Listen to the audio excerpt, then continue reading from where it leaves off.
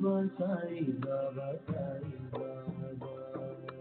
Sai Baba, Sai Baba, Sai Baba. Sai Baba, Sai Baba, Sai Baba. Sai Baba, Sai Baba, Sai Baba. Sai Baba, Sai Baba, Sai Baba. Sai Baba, Sai Baba, Sai Baba. Sai Baba, Sai Baba, Sai Baba. Sai Baba, Sai Baba, Sai Baba,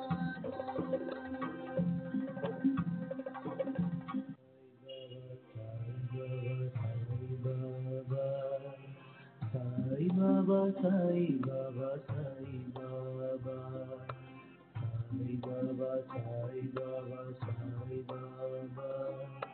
Sai Baba, Sai Baba, Sai Baba. Sai Baba, Sai Baba, Sai Baba. Sai Baba, Sai Baba, Sai Baba. Sai Baba, Sai Baba, Sai Baba. Sai Baba, Sai Baba, Sai Baba. Sai Baba, Sai Baba, Sai Baba. Sai Baba, Sai Baba, Sai Baba. Sai Baba, Sai Baba, Sai Baba. Sai Baba, Sai Baba, Sai Baba. Sai Baba, Sai Baba, Sai Baba. Sai Baba, Sai Baba, Sai Baba. Sai Baba, Sai Baba, Sai Baba. Sai Baba, Sai Baba, Sai Baba. Sai Baba, Sai Baba, Sai Baba. Sai Baba, Sai Baba. Sai Baba, Sai Baba, Sai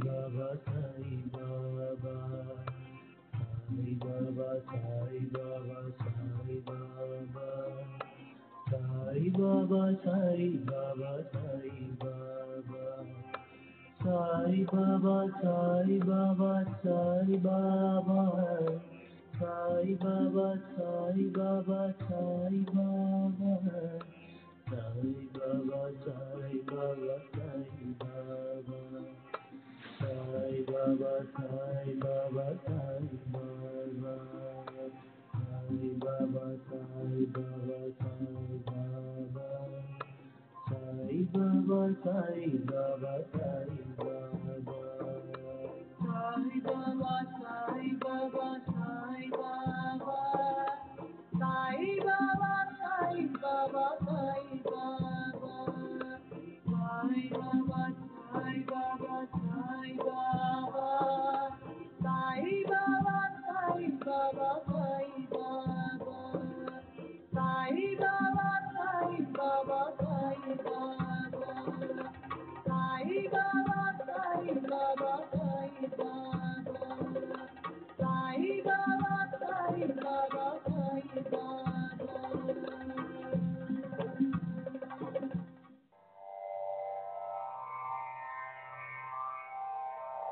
Shri सच्चिदानंद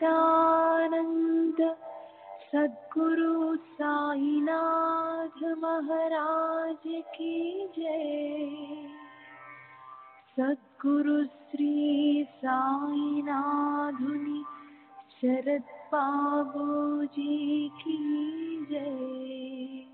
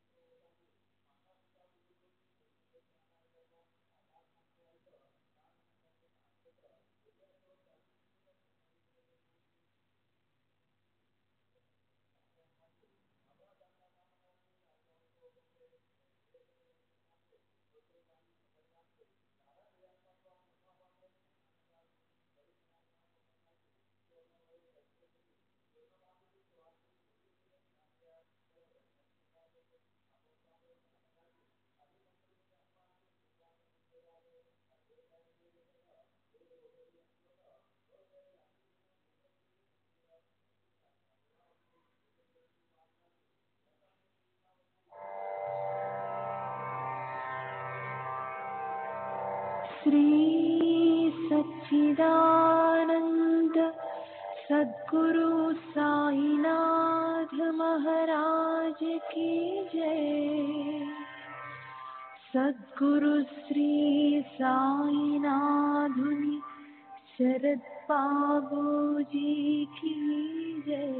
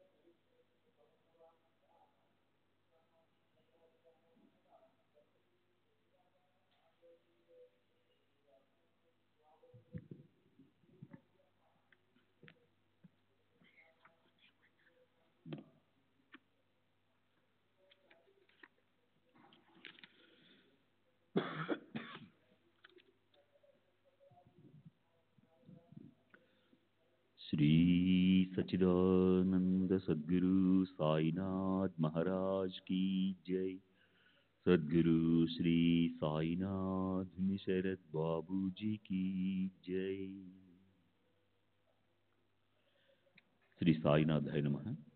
శ్రీ సాయి సచ్చరిత్రం 51వ అధ్యాయం నిన్నటి తర్వాయి.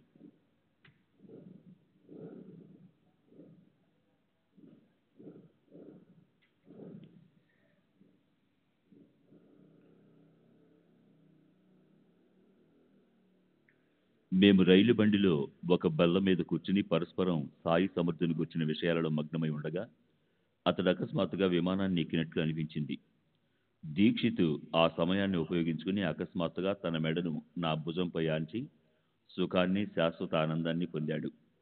అతని శరీరం అటు ఇటు పొరలలేదు, కంఠంలో గురక శబ్దం లేదు, ఏ బాధ లేదు. అందరూ చూస్తుండగా మాట్లాడుతూ ఉన్న అతని శరీరం చలనరహితమైంది. అలా దీక్షితు తన మానవ శరీరాన్ని వదిలి ప్రాణజ్యోతిని ఆత్మలో విలీనం చేశాడు. విమాన మార్గాన ఆత్మస్వరూపంలో కలిసిపోయాడు.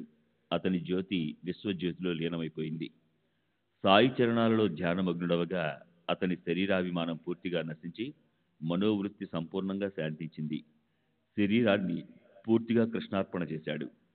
క్రీస్తు శకం 1926 సంవత్సరం జ్యేష్ఠ బహుళ ఏకాదశి రోజున దీక్షితు కర్మభూమిని వదిలి బ్రహ్మపదాన్ని పొందాడు. ఇది అతని శరీరావసానమని చెప్పుకున్నా, అతనికి విమానం వచ్చిందని అనుకున్నా అతడు సాయి చరణాలలో లీనమైనట్టు. ఎవరైనా దీనిని అంగీకరించాల్సిందే. ఇటువంటి ఉపకారానికి రుణం తీర్చుకోవచ్చు అని అనుకునేవారు భక్తి విశ్వాసాలు అసలు లేనివారు. ఎందుకంటే ప్రపంచంలో కనిపించే వస్తువులనిచ్చి గురువు రుణాన్ని తీర్చుకోవడం స్వప్నంలో కూడా సంభవం కాదు. చింతామణిని ఇవ్వాలనుకుంటే అది రోజు చింతన పెంచుతుంది. అటువంటి వస్తువుని ఇచ్చి ఆలోచనకు అందని ఆత్మవస్తువును చూపించే గురు రుణాన్ని తీర్చుకోవాలనుకోవడం అవివేకం. నిర్వికల్ప వస్తువును ప్రసాదించే గురువుకు కల్పతరువును ఇచ్చి రుణం తీర్చుకోవడం సాధ్యమా? పోనీ ఈ అన్నింటికంటే గురువుకు పరుసువేదిని ఇవ్వదలిచితే పరుసువేది ఇనుమును కేవలం బంగారంగా మాత్రం చేస్తుంది. కానీ గురువు బ్రహ్మరసాన్ని ఆస్వాదింపజేస్తారు. ఏ కోరికలు లేని గురువుకు కామధేనునిచ్చి వారి రుణాన్ని తీర్చుకోవాలంటే తీరుతుందా? అది కోరికలను ఇంకా పెంచుతుంది. కోరికలు లేని గురువు ఏ కష్టము లేని స్థితిని ప్రసాదిస్తారు. మాయాతీతమైన పరతత్వాన్ని ప్రసాదించే గురువుకు మాయా ప్రదర్శనమైన విశ్వంలోని సంపత్తినంతా ఇచ్చి గురువు రుణాన్ని తీర్చుకోవాలనుకుంటే అది తీరిపోతుందా? శరీరాన్ని గురువుకు దిగదుడుపు తీయాలనుకుంటే శరీరం నశ్వరమైనది కదా. ప్రాణాలను గురువుకు నివాళిగా అర్పించాలనుకున్నా అది మిథ్యే. సద్గురువు శాశ్వతమైన సత్యవస్తువును ప్రసాదించే దాత. వారికి మిథ్యావస్తువులను అర్పిస్తే రుణం తీరడం అసంభవం. అందువలన అనన్య శ్రద్ధాపూర్వకంగా సాష్టాంగ దండ ప్రణామాలను అర్పించి వారి ఉపకారాలను స్మరించుకుంటూ సద్గురు చరణాలకు శిరస్సుతో వందనం చేయండి. గురువు యొక్క ఉపకారాన్ని ఎల్లప్పుడూ స్మృతిలో ఉంచుకోవడమే శిష్యునికి అలంకారం. అంతేగాని వారి ఉపకారాన్ని నుండి రుణముక్తులవ్వాలని తలిచే శిష్యులు ఆత్మానంద సుఖాన్ని పోగొట్టుకుంటారు. ఇంతవరకు కథను శ్రవణం చేసిన శ్రోతల తృష్ణ పెరిగింది. వారి కుతూహలాన్ని గమనించి వారి జిజ్ఞాసను తీర్చే ఒక చిన్న కథను మనవి చేస్తాను. సామాన్య సంసారాల వలె సాధువులు కూడా బంధువుల ఏడ ప్రేమను చూపుతారు, లేదా లౌకిక వ్యవహారాలలో తాము ఎంత దక్షతగా ప్రవర్తిస్తారో ఆ మర్మాన్ని తెలియజేస్తారు. భక్తులను ఉద్ధరించడానికి ఆయా పాత్రలను స్వయం నటిస్తూ పరమార్థాన్ని బోధిస్తారు. ఈ విషయాన్ని తెలిపే ఒక చిన్న కథను శ్రోతలు శ్రద్ధగా వినండి. ఎవరూ ఏమీ చెప్పకుండానే సత్పురుషులు ఇతర సాధువులను ఎలా గుర్తుపడతారన్న విషయం తెలుస్తుంది. ఒకసారి గోదావరి నదీ తీరాన ఉన్న రాజమహేంద్ర పట్టణానికి శ్రీ వాసుదేవానంద స్వాముల వారు ఇచ్చేశారు. వారి ఉపనామం సరస్వతి. వారు గొప్ప అంతర్జ్ఞాని, కర్మ మార్గాన్ని నిష్ఠగా అవలంబించిన వారు. వారి కీర్తిగంగా భూతలంపై ప్రతిధ్వనిస్తుంది. వారి కీర్తిని ఆనోటా చెప్పుకోగా విన్న నాందేడు పట్టణంలోని పుండరీకరావు మొదలగు భక్తులు స్వామి దర్శనానికి వెళ్లాలని గట్టిగా నిశ్చయించుకున్నారు. వారు బయలుదేరి రాజమహేంద్ర పట్టణం చేరుకున్నారు. ఉదయం గోదావరి తీరానికి స్వామి దర్శనానికి వచ్చారు. ప్రభాత సమయాన నాందేడ్కర్ ఇతర భక్తులు నోటితో స్తోత్రాలను పఠిస్తూ గోదావరి స్నానానికి బయలుదేరారు. అక్కడే ఉన్న స్వామిని చూసి భక్తులు వారికి భక్తిగా సాష్టాంగ నమస్కారం చేశారు. సహజంగా కుశల ప్రశ్నలు అవి అయ్యాక మాటల్లో షిరిడి విషయం వచ్చింది. సాయినామం చెవులలో పడగానే స్వామి తమ చేతులు జోడించి ప్రణామం చేసి, వారు మాకు సోదరులు, నిష్కాములు, వారి యందు మాకు అపారమైన ప్రేమ అని చెప్పారు. అక్కడ ఉన్న ఒక శ్రీఫలాన్ని స్వామి పుండలీకరావు చేతికిచ్చి, షిరిడికి వెళ్ళినప్పుడు దీనిని మా సోదరుని పాదాలకు వందనం చేసి అర్పించు. ఈ దీనుడిపై అనుగ్రహం ఉండాలని, వీరిని మర్చిపోవద్దని, నాకు వారిపై ఎల్లప్పుడూ ప్రేమ పెరుగుతూ ఉండాలని చెప్పు. వారికి నా నమస్కారం అని చెప్పు. మీరు మరలా షిరిడి వెళ్ళినప్పుడు నా సోదరునికి ఈ శ్రీఫలాన్ని నా నమస్కారాలతో అర్పించండి. మేము స్వాములం, మేము ఎవరికీ వందనం చేయరాదని మా నియమం. అయినా ఈ సందర్భంలో అది శుభప్రదమని ఆ నియమాన్ని ఉల్లంఘిస్తున్నాను. అందువలన సాయిబాబా దర్శనానికి వెళ్ళినప్పుడు ఈ శ్రీఫలాన్ని సాయి చరణాలందు మరిచిపోకుండా అర్పించండి అని చెప్పారు. వారి మాటలను విని పుండలీకరావు వారి పాదాలకు వందనం చేసి వారి ఆజ్ఞానుసారమే ఆచరిస్తానని చెప్పాడు. స్వామి ఆజ్ఞను శిరసావహించి తాను ధన్యుడిని తలచి స్వామికి శరణు వేడి పుండలీకరావు అక్కడి నుంచి వెళ్ళిపోయాడు. శ్రీ సచ్చిదానంద సద్గురు సాయినాథ్ మహారాజ్ కీ జై. సద్గురు శ్రీ సాయినాథుని శరద్ బాబూజీ కీ జై. 138.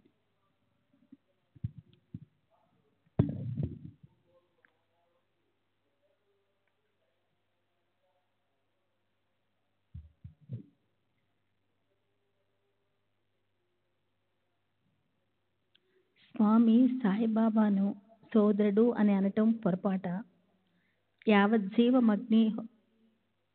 మగ్నిహోత్రము జూహేత్ అన్న శృతి వచనానికి అనుగుణంగా సాయిబాబా ప్రవర్తించారు. బాబా ఎదుట అహోరాత్రులు అగ్ని ప్రజ్వలిస్తుంటుంది. అది వారి వ్రతం. ప్రజలు దాన్ని ధుని అని అంటారు. భక్తులు బాగు కోసం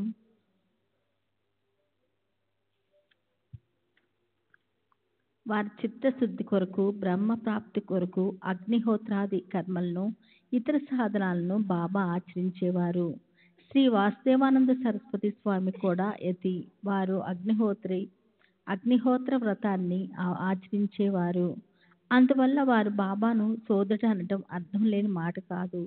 తర్వాత నెల తిరగకుండానే పుండలీకరావు 4 మిత్రులను వెంటబెట్టుకుని సాయిబాబా దర్శనానికి బయలుదేరే యోగం వచ్చింది. సామాన్లు, పళ్ళు, పలహారాలు మరియు మర్చిపోకుండా స్వామి ఇచ్చిన కొబ్బరికాయని తీసుకుని అందరూ సాయి దర్శనానికి ఆనందంగా బయలుదేరారు. మన్మాడ్లో దిగారు. కోబురగాం బండికి వ్యవధి ఉండటం వల్ల బాగా దప్పిక కలిగితే ఒక కాలువ దగ్గరికి వెళ్ళారు. పరగడుపున వట్టి నీరు త్రాగటం ఆరోగ్యానికి హానికరమని పలహారానికి తెచ్చుకున్న అటుకుల పొట్లాన్ని బయటికి తీశారు. వానిని నోట్లో వేసుకోగా ఆ అటుకులు చాలా కారంగా ఉన్నాయి. కొబ్బరి లేకుండా వానిని తినలేరు కనుక వారి శ్రమ వ్యర్థమనిపించింది. అప్పుడు ఒకడు కొబ్బరికాయను కొట్టి అటుకుల్లో కలిపి వాని రుచిని చూడండి అని ఉపాయాన్ని చెప్పాడు. కొబ్బరికాయ అనగానే అది వెంటనే సిద్ధమైంది. ఇక పగలగొట్టడం ఎంతసేపు? కొబ్బరి ముక్కలను కలుపుకొని తింటే అటుకులు రుచికరంగానే ఉన్నాయి. వాణ్ణి తిని నీరు త్రాగారు. కొట్టిన ఆ కొబ్బరికాయ ఎవరిది అని ఎవరూ చూసుకోలేదు. ఆకలి బాధతో ఉండి ఆ విషయాన్ని అంతా మర్చిపోయారు. తర్వాత కోపురగాం వెళ్లే రైలు బండిలో కూర్చున్న పుండలీకరావుకు దారిలో కొబ్బరికాయ గుర్తుకు వచ్చింది. షిరిడీ దగ్గర చేరుకునేసరికి అతనిలో కలవరం బయలుదేరింది. వాసుదేవానంద సరస్వతి స్వామి వారి శ్రీఫలం పొరపాటుగా అటుకుల్లో కలిసిపోయిందని, అదే కొబ్బరికాయ పగిలిందని గ్రహించి పుండలీకరావు చాలా భయపడ్డాడు. శరీరమంతా వణిగిపోయింది. సత్పురుషుని పట్ల అపరాధం జరిగింది. అతనికి చాలా బాధ కలిగింది. ఎంత పాపాన్ని మూటకట్టుకున్నాను. స్వామి శాపానికి గురి అయ్యాను. అక్కడ వారి వద్ద నా ప్రేలనపానంతా వ్యర్థమైపోయింది. శ్రీఫలానికి పట్టిన గతిని గని పుండలీకరావు చాలా గలవరపడ్డాడు. ఆశ్చర్యంతో అతని మనసు మూగపోయింది. ఇప్పుడు బాబాకి ఏమి ఇవ్వాలి? వారితో ఏ విధంగా చెప్పాలి? వారికి నా మొహం ఎలా చూపించను? వారికి ఇవ్వవలసిన శ్రీఫలాన్ని కోల్పోయాను కదా. సాయి చరణాలకు అర్పించవలసిన శ్రీఫలం పలహారమైపోయింది. సత్పురుషునికి అగౌరవం జరిగింది అని పుండలీకరావు తనలో దుఃఖపడ్డాడు. బాబా కొబ్బరికాయని అడిగితే మన్మాడ్లో దాన్ని పలహారం చేసేసామని, ఇప్పుడు ఆ కొబ్బరికాయ లేదని చెప్పలేక అందరూ సిగ్గుతో తలలు దించుకోవాలి అని అందరి మనసుల్లోనూ బాధ ఉంది.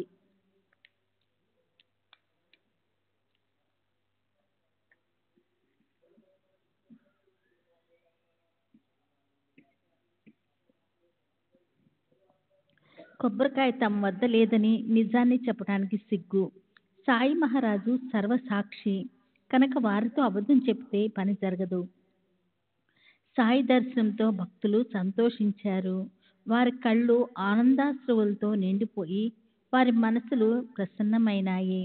మనం ఎప్పుడూ తీగలు లేకుండానే వార్తలు పంపుతుంటాము. విజ్ఞానపరంగా ఎంతగానో పురోగమనాన్ని సాధించామని చాలా గొప్పగా గర్వపడతాము. వాని కొరకు ఎంతో ధనము వ్యయం చేసి అక్కడక్కడ స్టేషన్లు నిర్మించాలి. కానీ సాధు సత్పురుషులకు ఏ సాధనలు అవసరం లేదు. మనసుతోనే వార్తలను పంపుతారు. స్వామి పుండలీకరావుకు కొబ్బరికాయనిచ్చిన వార్త విషయం సాయినాథునికి ఏ తంతులు లేకుండానే అందింది. పుండలీకరావు సాయిబాబా దర్శనం చేసుకున్నప్పుడు వారు తమంతట తాము మా సోదరుని వద్ద నుండి తెచ్చిన నా వస్తువుని ఇవ్వు అని అడిగారు. అప్పుడు పుండలీకరావు బాబా పాదాలను పట్టుకొని ఆవేదనతో నేనేమని చెప్పను, క్షమించమని మిమ్మల్ని ప్రార్థించడం తప్ప నాకు వేరే మార్గం లేదు. నేను కొబ్బరికాయను గుర్తుపెట్టుకొని మరీ తెచ్చాను. కానీ ఆకలిని తీర్చుకోవడానికి కాలువ దగ్గరికి వెళ్ళినప్పుడు అందరం దాని గురించి మర్చిపోయాం. అక్కడ దాన్నే పగలగొట్టి అటుకులలో కలిసి అందరము పలహారం చేశాం. కనుక మీకు మరొక కాయను తెచ్చి ఇస్తాను. దయతో స్వీకరించండి అని అతను లేవబోగా సాయి మహారాజు అతని చేతిని పట్టుకొని వద్దని వారించారు. పొరపాటుగా విశ్వాసఘాతకం జరిగింది. మీరు దయామయులు. నన్ను క్షమించి మీ అక్కును చేర్చుకోండి. నేను మహా అపరాధిని. సజ్జనులు సాధువు అయిన స్వామి వచనాన్ని పాటించకుండా మీకు అర్పించవలసిన శ్రీఫలాన్ని నేను తిన్నాను. ఇది సాధువుల మాట జవదాటము. నేను ఎంతటి మహాపరాధిని. నా ఈ పాపానికి అసలు నివృత్తి ఉందా? నేను ఎంతటి సిగ్గుమాలిన వాడినయ్యాను. ఆ మాటలు విని బాబా నవ్వుతూ, బాధ్యతగా దగ్గరుంచుకోలేని వాడివి అసలు ఆ కొబ్బరికాయని ఎందుకు తీసుకున్నావు? నీవు నా వస్తువుని నాకు తెచ్చి ఇస్తావని నా సోదరుడు నీ మాట మీద ఎంతో విశ్వాసాన్ని ఉంచాడు. దాని పరిణామం ఇదేనా? నీవు పనిచేసే పద్ధతి ఇదేనా? నా సోదరుని కోరిక తీరలేదు కదా. ఆ శ్రీఫలానికి బదులుగా ఎన్ని తెచ్చి ఇచ్చినా దానికి సమానం కావు. జరగవలసింది జరిగింది. ఇప్పుడు వ్యర్థంగా ఎందుకు దుఃఖిస్తున్నావు? స్వామి నీకు కొబ్బరికాయనివ్వటం కేవలం నా సంకల్పం. నా కోరిక ప్రకారమే ఆ కొబ్బరికాయ పగిలింది.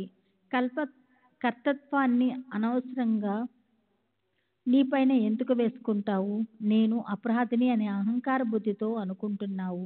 నేను కర్తను కాను అన్న నిరహంకారభావాన్ని అలవర్చుకుంటే ఏ బాధ ఉండదు. పుణ్యకార్యాలు మాత్రం నేను చేశానని అనుకున్నప్పుడు పాపకర్మాలను కూడా నేనే చేశానని ఎందుకు అనుకోరు? రెండు కర్మల ఫలితము ఒకటే. అందువలన నీవు నిరాభిమానంగా ప్రవర్తించు. నీవు నన్ను కలుసుకోవాలన్న నా సంకల్పం వల్లనే ఆ కొబ్బరికాయ నీ దోసిల్లో పడింది. ఈ మాట ముమ్మాటికి నిజం. మీరు నా బిడ్డలు. మీ నోట్లో పడ్డ ఆ కాయను మీరు నాకు అర్పించినట్లే. అది నాకు నిశ్చయంగా అందినట్లే అని తెలుసుకో. ఆ విధంగా బాబా తమ వచనాలతో సమాధానపరచగా పుండలీకరావు బాధ మెల్లమెల్లగా తగ్గి అతని మనసు కుదుటపడింది. కొబ్బరికాయ పోవటం అనే మిషతో చేసిన బాబా యొక్క బోధ అతని మనసుకు ఉపశమనం కలిగించింది. అహంభావంతో సతమతమవుతున్న వారి అహంకారము తొలగిపోయి వారు నిర్దోషులయ్యారు. ఇదే నా కథాసారం. మనోవృత్తిలో అహంభావం తగ్గుతున్న కొద్దీ పరమార్థంలో అధికారాన్ని సంపాదించి భావాన్ని సులువుగా దాటగలరు. ఇప్పుడు అపూర్వము మధురము అయిన మూడో భక్తుని అనుభవాన్ని వింటే బాబా యొక్క అసమాన వైభవము వారి సామర్థ్యము తెలుస్తుంది. ఉత్తర భాగంలోని బాంద్రా తాలూకాలో బాంద్రా పట్టణం ప్రక్కన శాంతాక్రూజ్ అనే పట్టణంలో హరిభక్తులైన దురంధర కుటుంబం ఉండేది. ఆ సోదరులందరికీ సాధువుల ఎడ భక్తి. వారికి శ్రీరాముని యందు దృఢమైన భక్తి విశ్వాసాలు. రామనామం మందు వారికి అనన్యమైన శ్రద్ధ ఉండేవి. శ్రీ సచిదానంద సద్గురు సాయినాథ్ మహారాజ్ కీ జై. సద్గురు శ్రీ సాయినాథ్ శరత్ బాబూజీ కీ జై.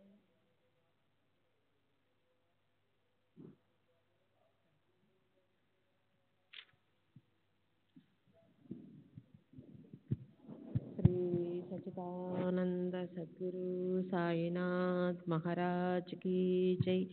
సద్గురు శ్రీ సాయినాథుని శరత్ బాబూజీ కీ జై. వారి పిల్లలు మంచి ప్రవర్తన కలిగి ఉండేవారు. వారి స్త్రీలు కూడా మంచి ఆచరణ కలిగి ఉండేవారు. అందువలన చక్రపాణి వారికి రుణపడి ఉన్నాడు. వారిలో ఒకరు బాలారాం. అతడు విఠల భక్తుడు. పుణ్యకార్యాలు చేయటంలో ప్రసిద్ధుడు. అందరికీ ప్రీతిపాత్రుడు. అతనికి రాజదర్బారులో మంచి పేరు. 1878వ సంవత్సరంలో ఫిబ్రవరి 19వ తారీఖున ఒక రాముని భక్తుని ఇంట ఈ రత్నం భూతలంపైకి వచ్చింది. పాటరే ప్రభుజాతికి చెందిన ఈ భూషణం ముంబాయిలో ఒక ప్రసిద్ధ గౌరవనీయమైన కుటుంబంలో జన్మించాడు. ఇతడు పాశ్చాత్య విద్యా పారంగతుడు. న్యాయవాది వృత్తిని చేపట్టినవాడు. తత్వజ్ఞానంలో నిష్ఠాతుడు, విద్వాంసుడని అంతటా ప్రసిద్ధి చెందినవాడు. ఇతనికి పాండురంగని యందు అత్యంత ప్రేమ, పరమార్థములో పరమశ్రద్ధ. ఇతని తండ్రి యొక్క ఆరాధ్య దైవం శ్రీరాముడు. కొడుకుకు విఠలునిపై భక్తి. సోదరులందరూ డిగ్రీలు ఉన్నవారు. వారి వ్యవహారం ఎప్పుడూ ధర్మబద్ధంగా ఉండేది. అయినప్పటికీ బాలరామునిపై వారసత్వంగా అపూర్వమైన మంచి సంస్కార ప్రభావం పడింది. ఆకర్షణీయమైన అతని ప్రవర్తన, నిర్మలమైన విచారణ సరళి, కుశాగ్ర బుద్ధి, సత్ప్రవర్తన ఈ గుణాలు అనుకరణీయాలు. ఇతడు సమాజ సేవ బాగా చేశాడు. తమ సమాజాన్ని గురించి స్వయం వ్రాశాడు. తమ స్వీకరించిన బాధ్యతలన్నీ ముగిసిన తరువాత పరమార్థాన్ని సంపాదించుకోవాలని బయలుదేరాడు. పరమార్థంలో కూడా మంచి పురోగతిని సాధించాడు. భగవద్గీత, జ్ఞానేశ్వరి గ్రంథాలను పఠించి వానిలో ప్రావీణ్యాన్ని సంపాదించాడు. ఆధ్యాత్మిక విషయాలలో దిట్ట అని పేరు పొందాడు. కీర్తి శకం 1920 సంవత్సరంలో చిన్న వయసులోనే సాయి యొక్క ఈ పరమభక్తుడు బ్రహ్మీభూతుడయ్యాడు. అతని గురించిన చిన్న కథను వినండి. శ్రీ సాయి సాయినాథ్ మహారాజ్ की जय। సద్గురు శ్రీ సాయినాథుని శరత్ బాబూజీ की జై। అతని గురించిన చిన్న కథను వినండి. జూన్ నెల 9వ తారీఖున క్రీస్తు శకం 1925వ సంవత్సరంలో ఇతడు ఇహలోక యాత్రను ముగించి విఠలునిలో లీనమయ్యాడు. క్రీస్తు శకం 1912వ సంవత్సరం ఏప్రిల్ నెలలో ఒక మంచి రోజున దురంధర్ సోదరునికి సాయి సత్పురుషుని దర్బారుకు వెళ్ళే యోగం వచ్చింది. దీనికంటే 6 నెలల ముందు జ్యేష్ఠ సోదరుడైన బాబూజీ షిరిడి వెళ్ళి వామనరావు వెంట సాయిబాబా దర్శనం చేసుకొని సంతోషంగా తిరిగి వచ్చాడు. అతడు పొందిన అనుభవాన్ని మరియు అపూర్వమైన సాయిబాబా యొక్క దర్శన లాభాన్ని తాము కూడా పొందాలని బాలారాం మొదలగు వారు షిరిడి వెళ్ళారు. వీరు షిరిడీకి రాకముందే ఇవాళ ఇక్కడికి నా దర్బారు జనులు అనేకులు వస్తున్నారు అని బాబా అందరి వైపు చూస్తూ అన్నారు. ప్రేమతో నిండిన ఆ మాటలను ఎవరో చెప్పగా విని తాను షిరిడి వస్తున్నట్లు ఎవరికి కబురు చేయలేదు. మరి ఈ విషయం బాబాకు ఎలా తెలిసింది అని దురంధర్ సోదరునికి చాలా ఆశ్చర్యం కలిగింది. కళ్ళెదుట సాయిని చూడగానే పరుగున పోయి వారి చరణాలను ఆలింగనం చేసుకున్నాడు. మెల్లమెల్లగా ముచ్చటించుకుంటూ ఉంటే అందరికీ ఆనందం కలిగింది. దురంధర సోదర బృందం రావడం చూచి బాబా ఈ దర్బారు మనుషులు వస్తారని చెప్పాను కదూ, వీరే అని చెప్పారు. తర్వాత బాబా చెప్పిన మాటల్లో ఒక్కో పదాన్ని వినండి. పూర్వం నుండి నీకు నాకు పరిచయం, మనది 60 తరాల అనుబంధం అని బాబా చెప్పారు.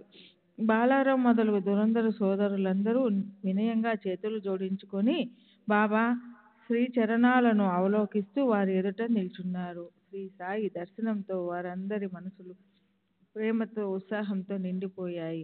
వారి కళ్ళు ఆనంద బాష్పాలతో నిండాయి. వారి జన్మ సార్థకం అనిపించింది. కంఠం గద్గమయ్యింది. శరీరం అంతా రోమాంచితమైంది. అష్టభావాలు ఉప్పొంగాయి. బాలారాం పరిస్థితిని చూసి సాయినాథునికి సంతోషం కలిగింది. ఎంతో ప్రేమతో వారందరికీ ఉపదేశ వచనాలు చెప్పారు.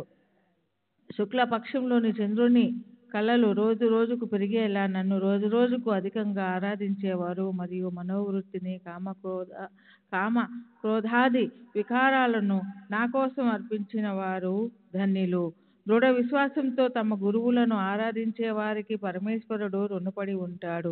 అట్టి వారిని ఎవరు చెడు బుద్ధితో చూడరు.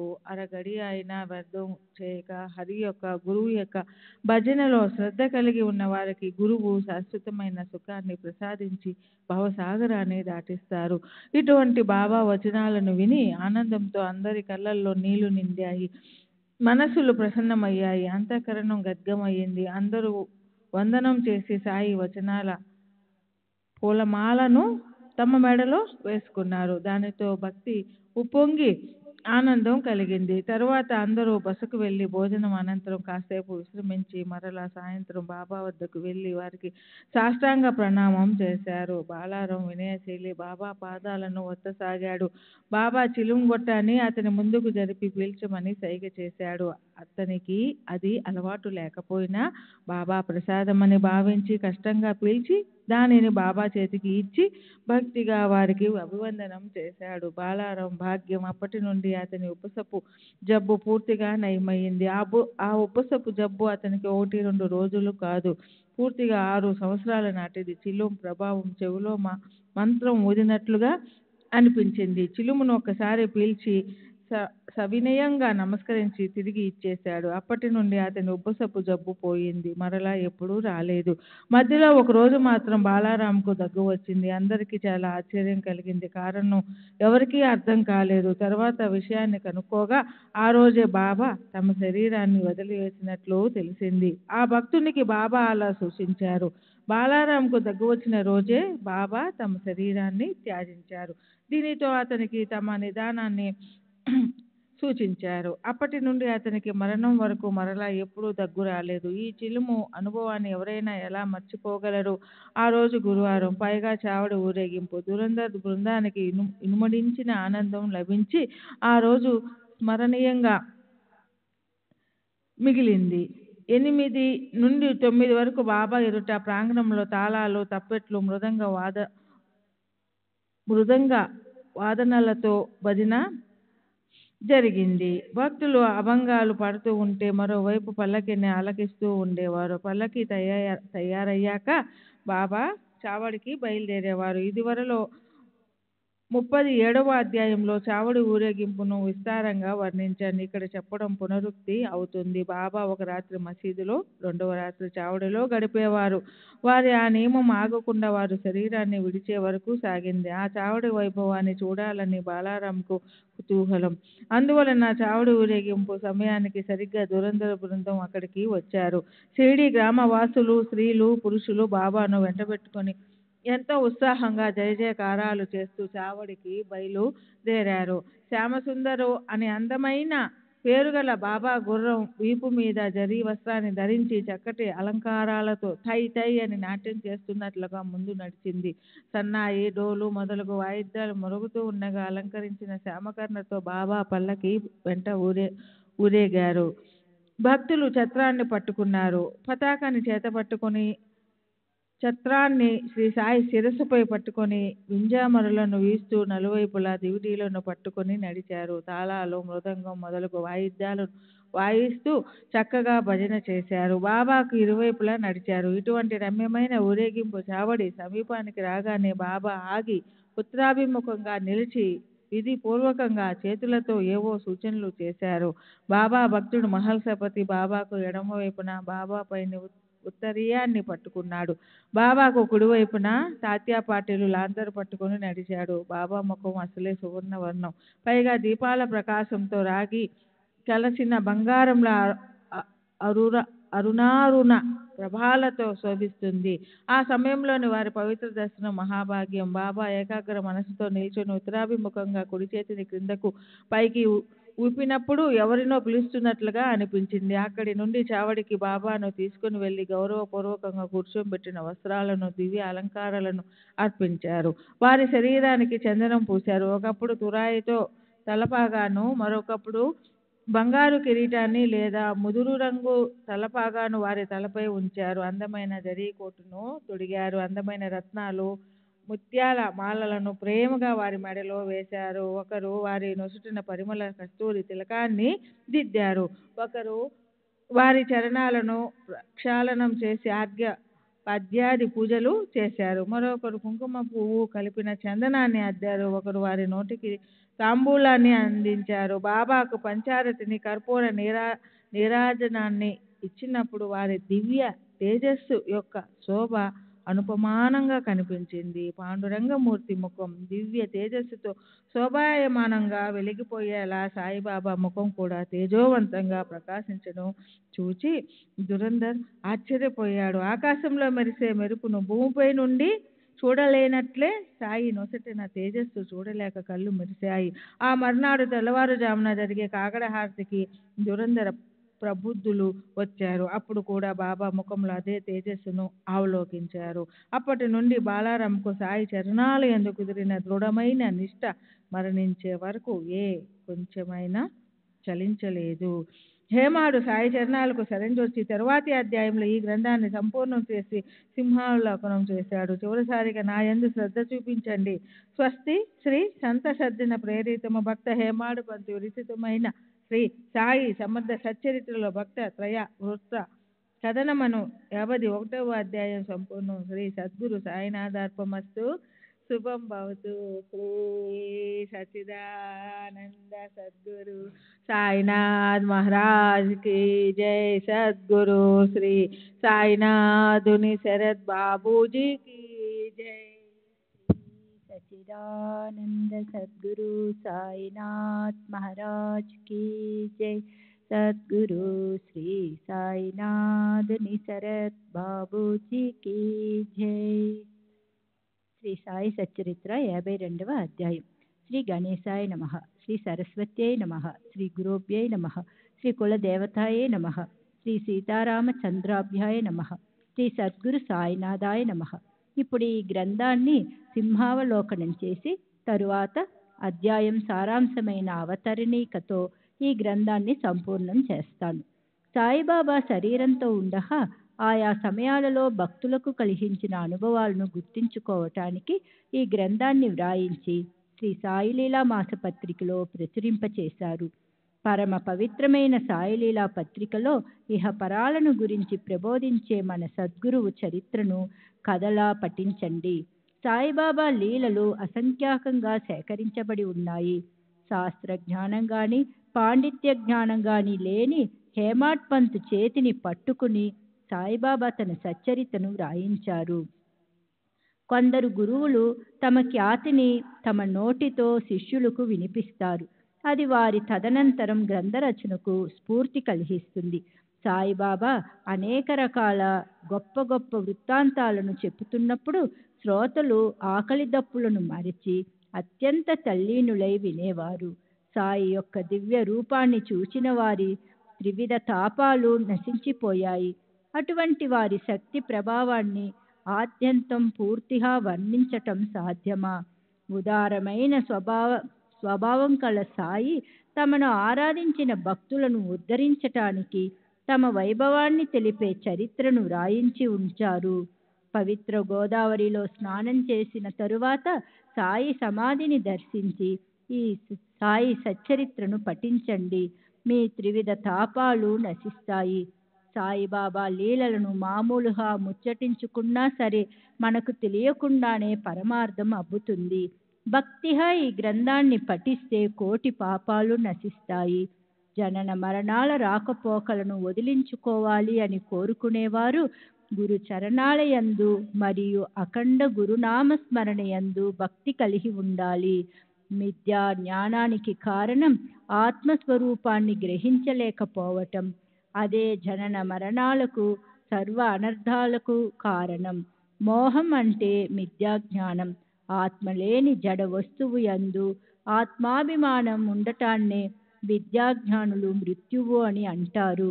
సాయి కథాసాహరాన్ని మదనం చేసి మధురము నిత్య నూతనము అయిన సాయి కథలను శ్రవణం చేసే శ్రోతలకు అధపతనం తప్పుతుంది. సాయి యొక్క సగుణ సాకార స్థూల రూపాన్ని ఎల్లప్పుడూ ధ్యానం చేస్తే వారి సగుణ రూపం లోపించి సూక్ష్మతమైన ఆత్మస్వరూపం ప్రకటమవుతుంది. సగుణ సాకార రూపాన్ని ముందుగా ఆరాధించకపోతే ఆత్మ యొక్క జ్యోతి తెలియదు. నిర్గుణ పరబ్రహ్మతత్వం పూర్తిగా అవగాహన కాదు. బాబా భావికులైన భక్తులను తమ పాదాల వద్దకు రప్పించి వారికి తెలియకుండానే శరీరమున్న శరీర భాష లేని పరమార్థ మార్గంలో ప్రవేశపెట్టారు. సాహరాన్ని ఆలింగనం చేసుకున్న నది తను నది అన్న విషయం మరిచిపోయినట్లు బాబా తమను ఆశ్రయించిన భక్తుల ద్వైతాన్ని తొలగించేవారు. 2 దీపాలు ఒకదానినొకటి ఆలింగనం చేసుకున్న క్షణాన ద్వైత స్థితి పోయి అవి ఒక్కటైపోయి ఒకే దీపంగా వెలుగుతాయి. తన సువాసనను విడిచి కర్పూరం, ప్రకాశాన్ని విడిచి సూర్యుడు, కాంతిని విడిచి సువర్ణం వేరుగా ఉండగలవా? నది సాగరంలో కలిసిపోగానే అది సాగరమైపోతుంది. అట్లే ఉప్పు సాగరంలో పడిన వెంటనే సాగరమైపోతుంది. అదేవిధంగా సాయి చరణాలను ఆశ్రయించిన భక్తుల ద్వైతభావం తొలగిపోతుంది. తమ అహంభావాన్ని త్యజించిన వారు సద్గురువులో ఐక్యమైపోతారు. జాగృతి, స్వప్నం లేక సుషుప్తి మూడింటిలో ఏ స్థితిలోనైనా మనోవృత్తి సాయిమయమవుతే చాలు. అదే ప్రపంచం నుండి విరమించినట్లు. ఇప్పుడు సాయి పాదాలకు ప్రణామం చేసి, నా మనసు మిమ్మల్ని తప్ప దేనిని కోరకుండుగాక అని వేడుకుంటున్నాను.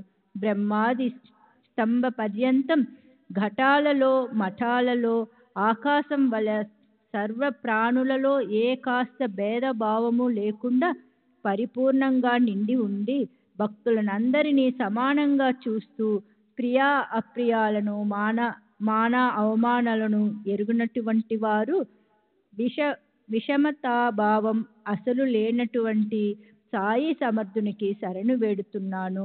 స్మరించే వారి సకల కోరికలను తీర్చే సాయి చరణాలపై శిరస్సు నుంచి కృతార్థుణ్ణి అవుతాను.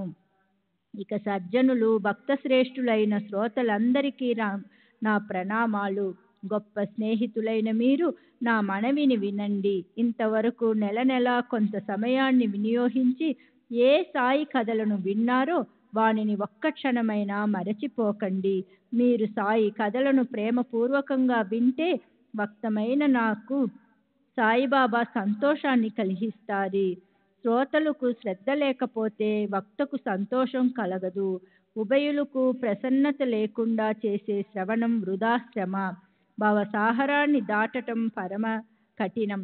దీనిలో మోహపు అలలు ఎల్లప్పుడూ ఉప్పొంగుతూ చెడు విచారాలనే తీరాన్ని ఢీకొంటాయి. ధైర్యం అనే వృక్షాలు పడిపోతాయి. అహంకారం అనే గాలి వీచడం వలన సాగరమంతా అల్లకల్లోలమైపోతుంది. దీనిలో క్రోధ, ద్వేషాదులు అనే పెద్ద పెద్ద మొసళ్ళు నిర్భయంగా చోటు చేసుకుంటాయి. మరియు నేను, నాది అన్న ఈ మొసళ్ళు వాసనలు, వికల్పాలు అనే అనేక సుడిగుండాలు, నింద, అసూయ, తిరస్కారం మొదలైన అసంఖ్యాక జలచరాలు సంచరిస్తుంటాయి. ఇది ఇంతటి భయంకరమైన సాగరమైనప్పటికీ అగస్త్యుని రూపంలో గురువు దీనిని ఔపోసనం పడతారు. వారి చరణధూళికి దాసులైన వారికి అవలేశమైన దీని భయం ఉండదు. అందువలన సద్గురు సాయి సమర్థులు భవసాగరాన్ని దాటించే నౌక అయి వారిని ఆశ్రయించిన వారినందరినీ వారు అవతలి తీరానికి చేరుస్తారు. మహా దుస్తరమైన ఈ భవసాగరాన్ని దాటటానికి సాయి చరణాలను నావహా చేసుకుంటే నిర్భయంగా అవతలి తీరానికి చేర్చుతారు. నిష్టలోని విశిష్టత ఇటువంటిది. ఇటువంటి ఈ వ్రతాన్ని ఆచరిస్తే ప్రపంచ దుఃఖాలలోని తీవ్రత తెలియదు. దీనికంటే లాభకరమైనది వేరే ఏదీ లేదు. ఇదే శక్తి మనకు చక్కగా ఉపయోగపడుతుంది. సాయి చరణాలలో అత్యంత భక్తి, కళ్ళల్లో సాయిమూర్తిని నింపుకుని సర్వ ప్రాణులలోనూ సాయినే చూడగలిగే స్థితి భక్తులకు కలుగుగాక. పూర్వజన్మలో స్వేచ్ఛగా విహరించి పతనాన్ని పొందాము. ఇప్పుడైనా సద్గతిని పొందడానికి, విషయ భోగాలను త్యజించటానికి శక్తి లభించుగాక. సాయి సమర్థులు ఎప్పుడు వెన్నంటి ఉంటే ఎవరు ఏమి చేయలేరు అన్న దృఢ విశ్వాసంతో నిర్భయంగా ఉండే భక్తులు ధన్యులు. ఇప్పుడు బాబా చరణాలను పట్టుకుని సకల భక్త జనుల కొరకు వారిని ప్రార్థించాలని అనిపిస్తూ ఉంది. ఈ గ్రంథం అందరి గృహాలలో ఉండాలి. కారణం, దీనిని నిత్యం నియమంగా భక్తితో పారాయణ చేసే వారి కష్టాలు నివారింపబడతాయి. శుచిర్భూతులై భక్తి శ్రద్ధలతో ఈ గ్రంథాన్ని 7 రోజులలో పఠించిన వారి అరిష్టాలు తొలగిపోతాయి. ఇది ఆధ్యాత్మిక దారంతో అల్లబడినది. శ్రీకృష్ణుడు మరియు బ్రహ్మ యొక్క కథలతో నిండి ఉంది. బృహత్మాక రస పూరితమైనది. దీనిలో అద్వైతం గురించి అపూర్వంగా వివరించబడింది. ఏకనాథ మహారాజు యొక్క కావ్యమనే నందనవనంలో 32 భాగాలుగా ఉన్న బృందావనంలో మనోహరము మధురము అయిన పాయసంలో జ్ఞానులు అజ్ఞానులు రమిస్తారు. ఈ సచ్చరితను నియమంగా పారాయణ చేసిన లేదా శ్రవణం చేసిన సాయి సమర్థులు వారి కష్టాలను వెంటనే తొలగిస్తారు. ధనం కోరుకునే వారికి ధనం లభిస్తుంది. మంచి వ్యవహారంలో సంపూర్ణ యశస్సు కలుగుతుంది. శ్రద్ధ నిష్ఠానుసారం ఫలితం లభిస్తుంది. భక్తి భావం లేకపోతే ఏ అనుభవము కలుగదు.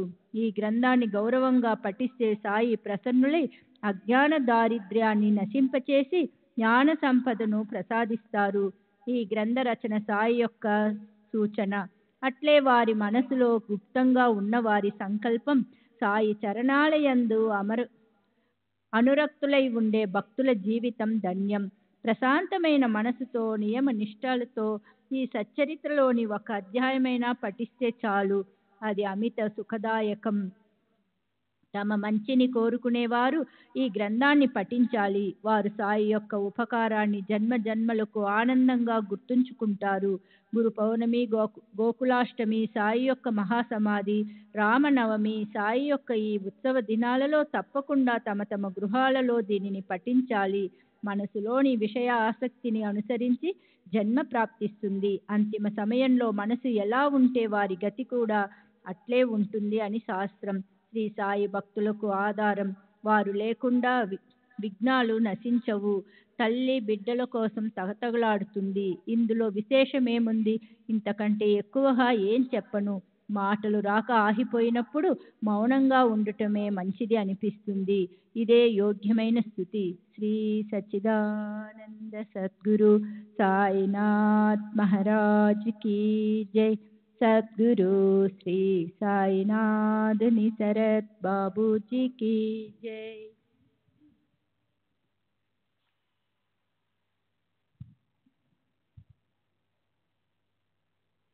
శ్రీ సచ్చిదానంద సద్గురు సాయినాథ్ మహారాజ్ కీ జై.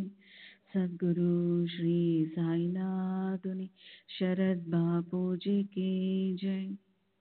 ఆయన తీవ్రమైన మోక్షేచ్ఛతో నిత్యం శుభకార్యాలను చేస్తూ శ్రవణాది నవవిధ భక్తితో భగవంతుని సేవిస్తే అంతఃకరణం పరిశుద్ధమవుతుంది. ఇది సద్గురు అనుగ్రహం లేకపోతే జరగదు. సద్గురువు లేకుండా పరతత్వ జ్ఞానం లభించదు. బ్రహ్మవాహం అనే స్వయం బ్రహ్మను అన్న స్మరణ ఎల్లప్పుడూ ఉండదు. మరియు గురువు యందు నిష్ఠ ఉండదు. గురు శిష్యుల సంబంధం తండ్రి కొడుకుల సంబంధం వంటిది. గురువును తండ్రితో పోల్చడం నామమాత్రానికి. తండ్రి ప్రపంచంలోని సుఖాలను అనుభవించే యోగ్యతను ఇస్తాడు, కానీ గురువు పరలోక సుఖాలను కూడా ప్రసాదిస్తారు. తండ్రి అశాశ్వతమైన క్షణికమైన ఐశ్వర్యాన్ని ఇస్తాడు. గురువు శాశ్వతమైన అక్షయ సుఖాన్ని అనుభవింపచేసి అపరోక్ష జ్ఞానాన్ని అందజేస్తాడు. తల్లి నవమాసాలు మోసి జన్మనిచ్చి బయటపడేస్తుంది. దీనికి విరుద్ధంగా గురుమాత బయట ప్రపంచం నుండి లోపల పడవేస్తుంది.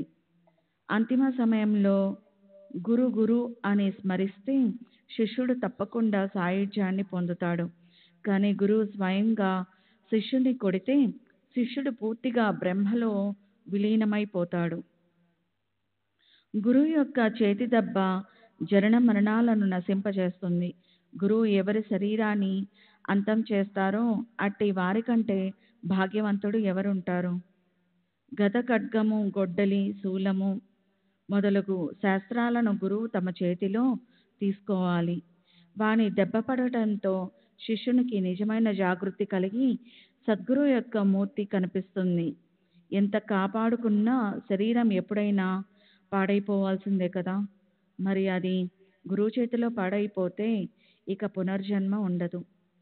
సద్గురువు నన్ను బాగా కొట్టు, నేను చచ్చే వరకు కొట్టు, నా అహంకారాన్ని సమూలంగా నిర్మూలించు, పునర్జన్మ లేకుండా మంచి గట్టి దెబ్బనే ప్రసాదించు, నా కర్మలను అకర్మలను దహించి వేయి.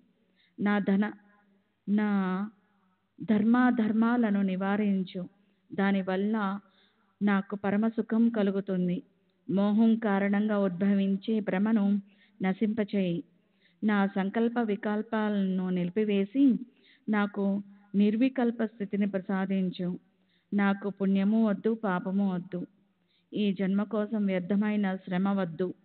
నేను మీ శరణు కోరి వస్తే మీరు క్రింద పైన ఆకాశంలో, పాతాళంలో, తూర్పు పడమర అన్ని దిక్కుల్లోనూ ఉన్నారు. మీరు అన్ని ప్రదేశాల్లోనూ ఉన్నారు, నాలోనూ ఉన్నారు. నేను నువ్వు అన్న భేదభావన కల్పన నాకు కష్టంగా ఉంది. అందువలన హేమాడు సద్గురు చరణాలను దృఢంగా పట్టుకొని వారికి అనన్య శరణుజొచ్చి పునర్జన్మను పోగొట్టుకొని తన్ను ఉద్ధరించుకుంటున్నాడు. అసంఖ్యాక భక్తులను ఉద్ధరించడానికి సాయిబాబా హేమాడు పంతును నిమిత్త మాతృనిగా చేసి తమ ఈ చరితాన్ని నిర్మాణం చేశారు. ఇది అపూర్వమైన విషయం కాదు. ఈ శ్రీ సాయి సమర్థ చరిత్రలో నాచే రచించబడటం ఆశ్చర్యం. సాయిబాబా కృప లేకుండా పామరుడైన నాకు ఇది అసాధ్యం. నాకు సాయితో అనేక సంవత్సరాలు సహవాసం లేదు. సత్పురుషులను అవగాహన చేసుకునే శక్తి లేదు. అవిశ్వాసపూర్వకంగా చూడటమే గాని విచక్షణ దృష్టి లేదు. అనన్య భావంతో ఎప్పుడూ ఆరాధించలేదు. కొంతసేపైనా భజనలో పాల్గొనలేదు. ఇటువంటి నాతో తమ చరితాన్ని వ్రాయించి ప్రజలకు చూపించారు. తమ మాటను నిలబెట్టుకోవటానికి ఈ గ్రంథ రచనకు నాకు స్ఫురింపచేసి సాయిబాబా తమ ఈ కార్యాన్ని తామే పూర్తిగా చేసుకున్నారు. ఈ హేమాడు ఊరికి పేరుకు మాత్రమే. దోమ పర్వతాన్ని లేవనెత్తగలదా? పిచ్చుక సాగరాన్ని ఖాళీ చేయటం సఖ్యమా? కానీ సద్గురువు వెన్నంటి ఉంటే అద్భుతమైన కార్యాలు సంభవింప చేస్తారు. శ్రోతలారా, ఇప్పుడు మీకు అభివందనం చేస్తాను. ఈ గ్రంథం సంపూర్ణమైనది. సాయి యొక్క ఈ గ్రంథం సాయికి అంకితం చేస్తున్నాను. చిన్న పెద్ద శ్రోతలందరికీ సాదరంగా నా సాష్టాంగ నమస్కారం.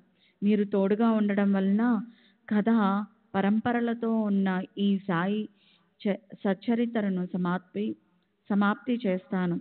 సమాప్తి చేయటానికి ఇక్కడ నేనెవరిని ఇలా అనుకోవటం వ్యర్థమైన అహంకారం.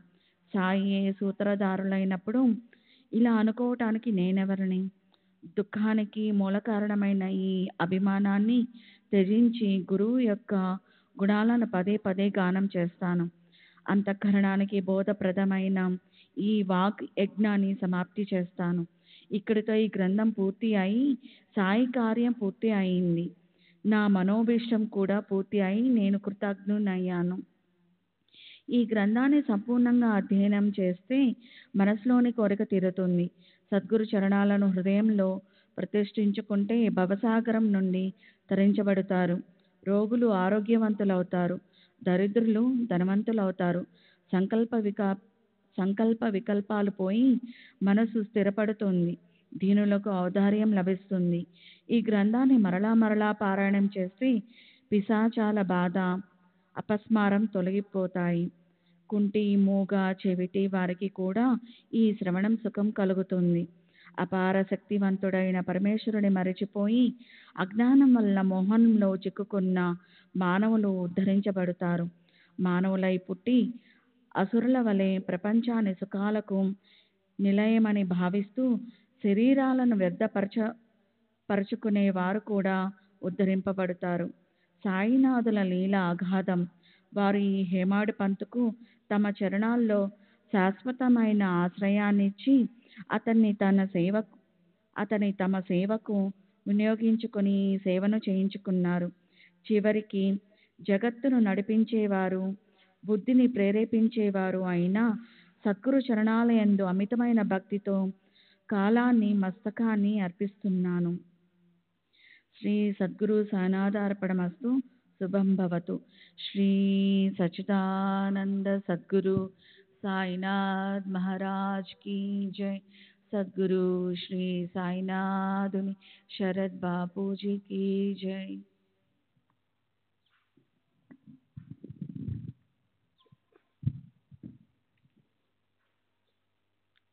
శ్రీ సాయి సచిత్రము 53వ అధ్యాయం. శ్రీ గణేశాయ నమ, శ్రీ సరస్వతి నమ, శ్రీ గురుభ్యో నమ, శ్రీ కులదేవతాయ నమ, శ్రీ సీతారామచంద్రాభ్య నమ, సద్గురు సాయినాథాయ నమ.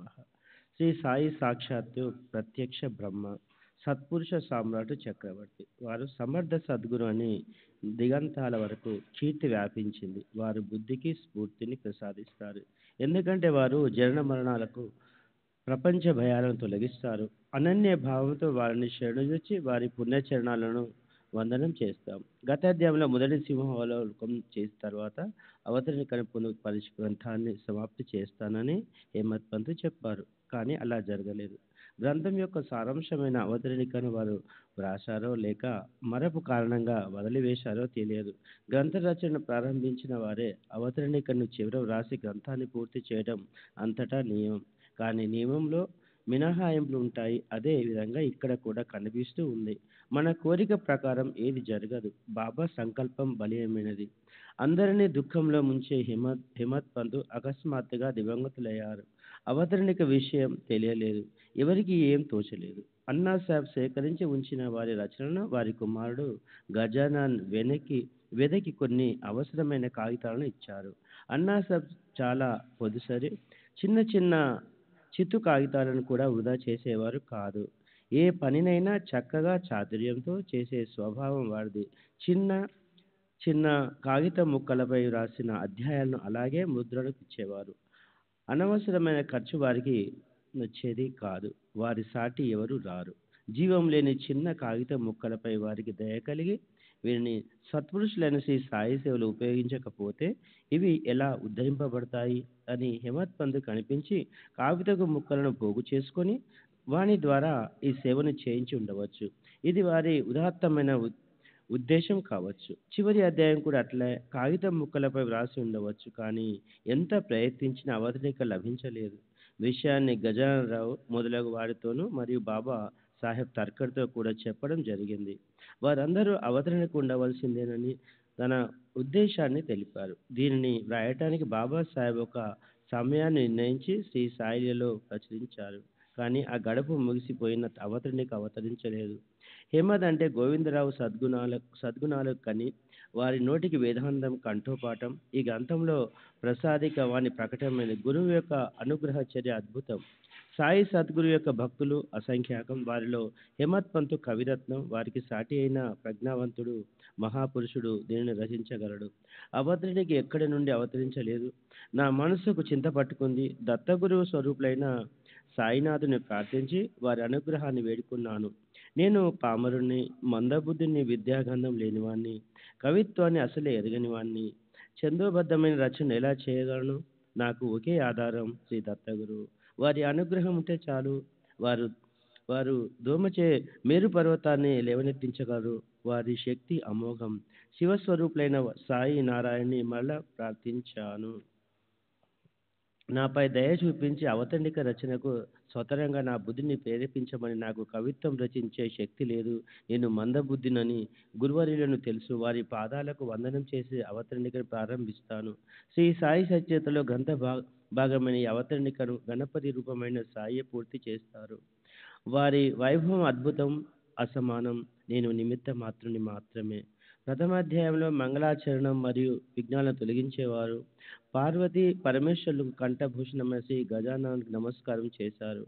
అభినవ వాగ్విలాసిని, చతుర్య కళాకామిని, విశ్వమోహిని, ఇష్టాధారమైన అయిన శారదకు వందనం చేశారు. కులగురువులకు, ఆప్తులకు, ఇష్టులకు, పరమేశ్వరుని సగుణావతారమైన సాధు సజ్జనులకు మరియు శరణాగతులు కైవల్య విధానమైన సద్గురు సాయి భగవానునికి నమస్కారం చేశారు. గోధుమలో విసిరిన కథను చెప్పి కలరా జాడ్యాన్ని పూర్తిగా నశింపజేసిన విషయాన్ని విశదీకరించి సాయి సామర్థ్యాన్ని వర్ణించారు. రెండవ అధ్యాయంలో ఈ గ్రంథ ప్రయోజనాన్ని దాబోల్కర్కు బాబా యొక్క ప్రథమ దర్పణం మరియు అతనికి హేమత్ పంత్ నామకరణం, గురువు యొక్క ఆవశ్యకత లేదన్న వాద వివాదం ఖండనం. మూడవ అధ్యాయంలో ఈ గ్రంథకు సాయి నోటి నుండి అనుమతి ఈ వచ్చిన విధానం, రోహిలా యొక్క సంపూర్ణ వృత్తాంతం, 4వ అధ్యాయం జగత్తును నడిపించే పరబ్రహ్మకు ఆభరణాల సత్పులకు ఏ కారణంగా భూమిపై అవతరిస్తారన్న విషయం యొక్క వివరణ, ఆత్రి అనసూయలకు పుత్రుడు దత్త భగవాని అవతారం, సాక్షాత్ ప్రత్యక్ష కల్పతరు వంటి సాయిబాబా ప్రథమంగా షిరిడి క్షేత్రానికి వచ్చిన కథా వర్ణన. 5వ అధ్యాయంలో సాయి షిరిడి క్షేత్రంలో గుప్తమైన శ్రీమంతుడైన చాంద్ పాటిల్ వెంట మల్ల ప్రకటన అందరినీ ఆశ్చర్యపరచటం, గంగగిరి వగైరా సాధువులతో కలిసి ఉండటం, దూరం నుండే స్వయంగా నీటిని తమ తలపై మోసుకొని వచ్చి ఉద్యానవనాన్ని పెంచడం గురించిన వర్ణన. 6వ అధ్యాయంలో శ్రీరామ మహోత్సవంలో సంకీర్తన చేసిన బాలభవ విషయం మరియు మసీద్ మాయి పునరుద్ధరణ గురించి విస్తారణ. శ్రీ సచిదానంద సద్గురు సాయినాథ్ మహారాజ్ కీ జై. సద్గురు శ్రీ సాయినాథుని శరణ్.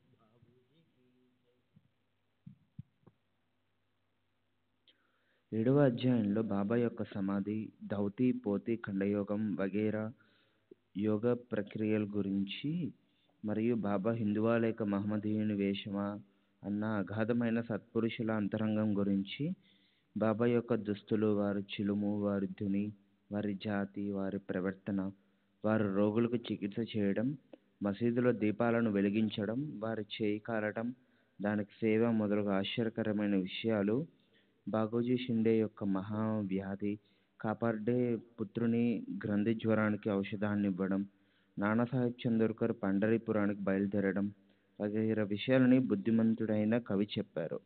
8వ అధ్యాయంలో అపూర్వమైన సర్వజన్మ మహిమ, సాయి యొక్క భిక్షావృత్తి వర్ణన, సాయి సత్పురుషునికి బైజాబాయి చేసిన సేవ, బాబా యొక్క భోజన పద్ధతి, బాబా తాత్య మహల్సాపతి ముగ్గురు రాత్రి మసీదులో శయనించే విధానం, తాత్య మహల్సాపతులపై బాబాకు ఉన్న సమానమైన ప్రీతి, రహతా గ్రామంలో కుషాల్ చంద్కు శాంతికి జ్ఞానానికి నిధి అయిన బాబాకు ఉభయాలకు గల పరస్పర ప్రేమ సంబంధం గురించిన నిరూపణ. 9వ అధ్యాయంలో తాత్యా సాహెబ్ నూల్కరు, భక్తి శ్రేష్ఠుడైన తాత్యా పాటిల్ మరియు ఒక గొప్ప ఆంగ్లేయ గృహస్థుడు బాబాజ్ఞను ఉల్లంఘించి దాని పరిణామాన్ని అనుభవించడం, బాబా భక్తులతో పంచమహాయజ్ఞాలు చేయించడం, భిక్షానహాన్ని సేవించడం, భిక్ష చేయడానికి అధికారం కలవారి లక్షణాల వివరణ, ప్రార్థనా సమాజంలోని బాబాసాహెబ్ తర్కడ్ సాయి భక్తుడవటం, అతని నిష్ఠ, ఉత్కృష్టమైన అతని కథా వర్ణన. 10వ అధ్యాయంలో 4 మూరల పొడవు బెత్తెడు వెడల్పు గల చెక్క పలకను చూరుకు అడ్డంగా వేలాడగట్టి దానిపై యోగీశ్వరుడైన సాయిబాబా శయనించటం, వారు షిరిడీలో ఎప్పుడు అడుగుపెట్టారు, అక్కడ ఎన్ని సంవత్సరాలు ఉన్నారు, తమ శరీరాన్ని ఎప్పుడు త్యజించారు అన్న విషయాలను హృదయగామంగా వర్ణించడం, ఏ కోరికలు లేక మనసు ప్రశాంతంగా ఉన్నా పైకి పైశాచిక వృత్తిని కనబరుస్తూ ప్రజల శ్రేయస్సునే ఆలోచించే గురుదేవుని సుస్థిరమైన మనోవృత్తి గురించి, వేద శాస్త్రాలలో తెలియచేసిన ధర్మ లక్షణాలను, లోక వ్యవహారాన్ని, పరమార్థాన్ని బోధించడంలో మరియు భక్తులు కాని వారి మనసులను పరీక్షించడంలో సాయి సద్గురు యొక్క విశిష్ట చాతుర్యం మరియు బాబా యొక్క ఆసనం, బాబా జ్ఞానం, బాబా ధ్యానం, బాబా స్థానం, వారి మహిమ, వారి సామర్థ్యం గురించిన వర్ణన. 11వ అధ్యాయంలో బాబా యొక్క సచ్చిదానంద స్వరూప స్థితి, అంతటా వ్యాపించిన వారి ప్రఖ్యాత, డాక్టర్ పండిత్ యొక్క ప్రేమ, భక్తి, సిద్దిక్ ఫాల్కే యొక్క పూజ్యభావం. బాబా మేఘాలను, సుడిగాలిని అదుపులో ఉంచటం, భక్తులను అగ్ని జ్వాలల నుండి సంరక్షించటం గురించి రసభరిత వర్ణన. 12వ అధ్యాయంలో కాకా మహాజని దుమాల్ నిమోన్కర్ ఒక మామల్దారు, ఒక డాక్టర్ గురించిన వేర్వేరు విషయాలు మధుర వర్ణన. నాసిక్లోని అగ్నిహోత్రి గోలబ్ స్వామి యొక్క శిష్యుడైన మూలశాస్త్రి యొక్క సంశయం, అతనికి సాయి దర్శనంలో కలిగిన విశేషమైన అనుభవం యొక్క వర్ణన. 13వ అధ్యాయంలో నల్ల కుక్కకు పెరుగన్నం పెట్టడంతో బాలశింపి యొక్క చలి జ్వరం పోవడం, బాపుసాహెబ్ బూటి యొక్క కలరా వ్యాధి అక్రోడ్ పిస్తాల సేవనంతో నశించడం, ఆనందీ స్వామి యొక్క చెవి నొప్పి బాబా ఆశీస్సులతో పోగొట్టడం, కాకా మహాజని విరోచనాల బాబా వేరుశనగ పప్పులతో తొలగడం. శ్రీ సచ్చిదానంద సద్గురు సాయినాథ్ మహారాజ్ కి జై. సద్గురు శ్రీ సాయినాథుని శరత్ బాబూజీ की जय.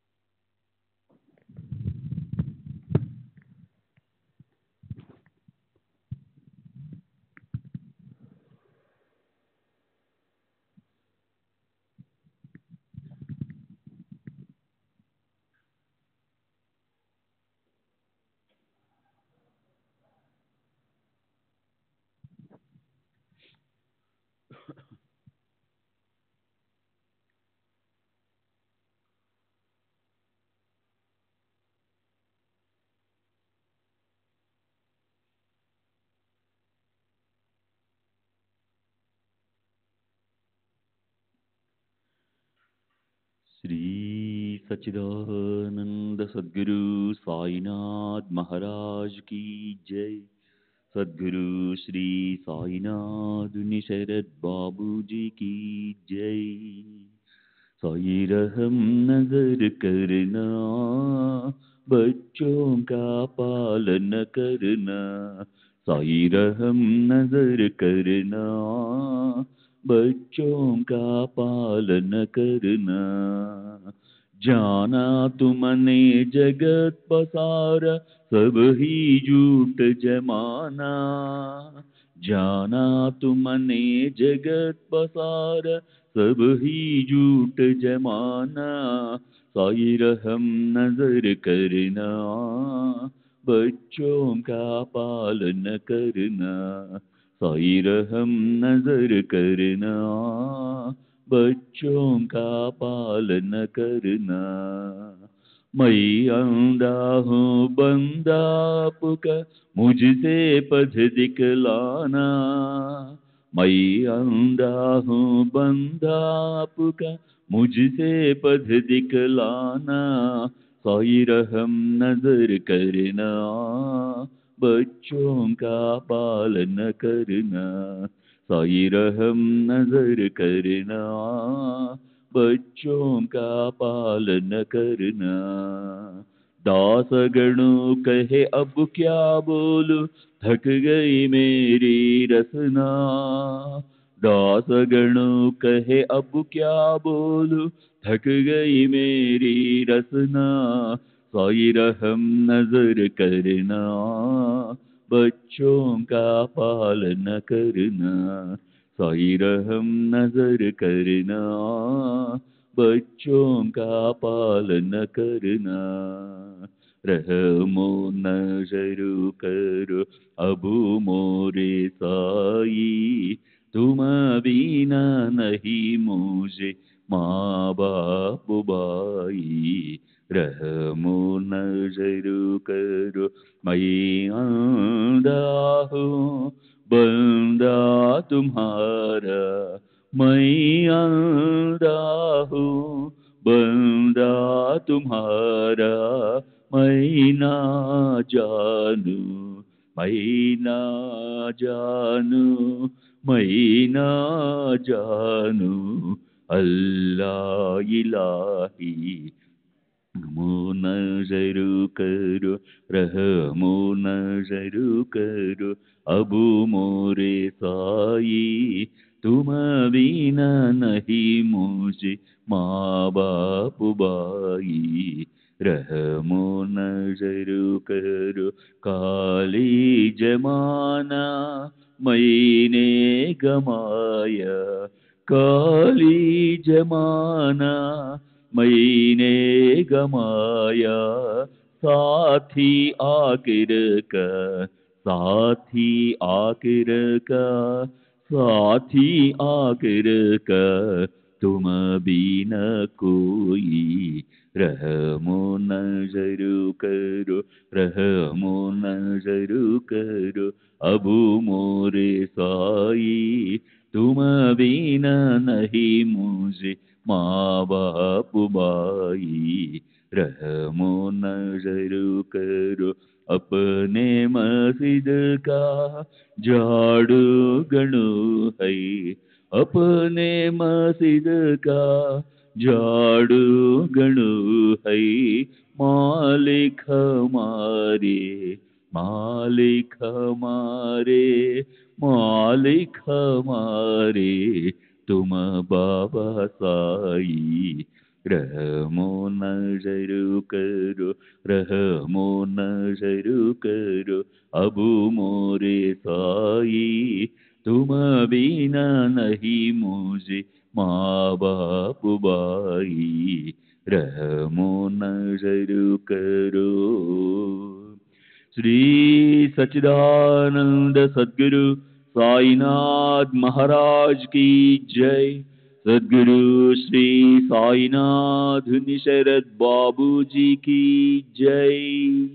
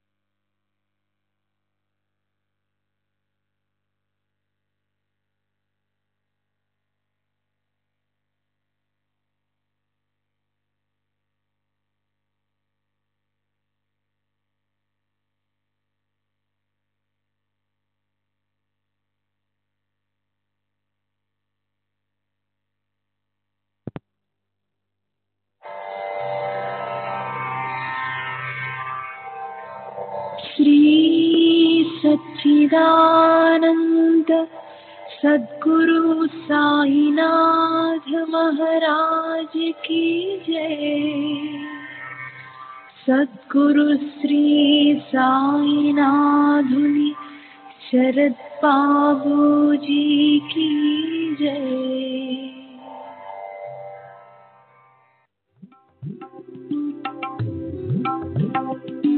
साई बाबा, साई बाबा, साई बाबा,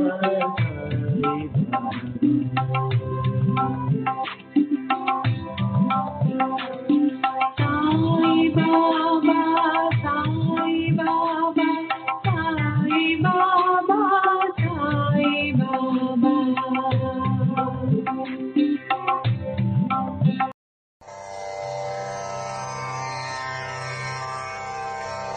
श्री सच्चिदानंद सद्गुरु साईनाथ महाराज की जय।